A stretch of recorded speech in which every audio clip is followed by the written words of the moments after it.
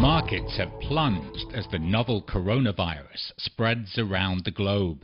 Speaking at the Foreign Correspondents Club of Thailand on March 18th, economist Burin Adulwattana painted a grim picture for both the world and the Thai economy. We saw a huge drop in the number of tourist arrivals at our main airport. The number is down by about 3/4, but the number of Chinese tourists was down from last year by 85%.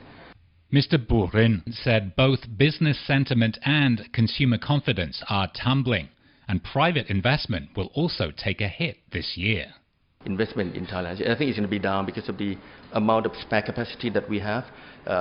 We are still in the shock. We're still living in the aftershock of the trade war. So I think most factories are still having spare capacity. So there's no need to upgrade their equipment. So that's going to be a drag on private investment for this year. The most immediate threat to world business? For some assets, markets have suddenly ground to a halt, and US dollars are scarce. Liquidity in the global market is like air. When you have plenty of it, you don't notice it. But suddenly when it's gone, you suddenly start to look for it.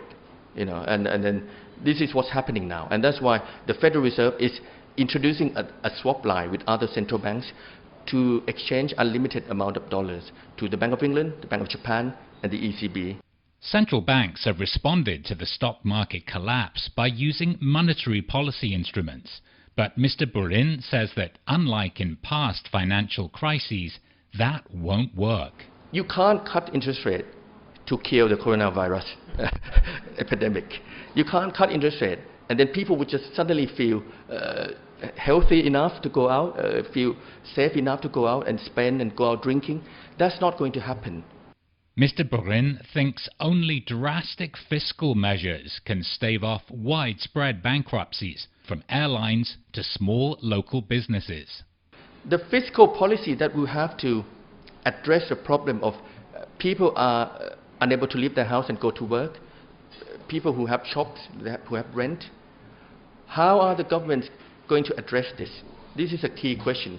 You can't just pump in liquidity into the banking system. What happens if you have mortgages? What happens if you have rent, you're a shop owner? What happens if you need income to pay for your credit card, your homes? What are you going to do there? We are in unprecedented times.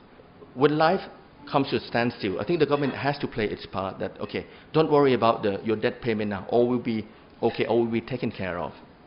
Now, I think you just have to do a blanket rescue, like what we do in Italy or France. Basically, you save everyone for 3 months. And then, if it gets longer, then, it's going to be problematic on the fiscal debt burden for governments. As you know, that most governments are heavily indebted. How long can they keep on printing money and take on the debt of the whole country? I think this is a big problem. Yet, despite all the gloom and doom, Mr. Burin sounds an optimistic note for now. My baseline is things should get better. I think Churchill said, there's no point being a pessimist. I think we have to be optimistic. I think once we get to summer, the containment will be achieved, at least in Europe. And let's hope we can find a vaccine before then, or we can find some sort of a measure to not let it get out of hand again, because winter is coming again at the end of the year. So we have about 6 months to find some sort of solution.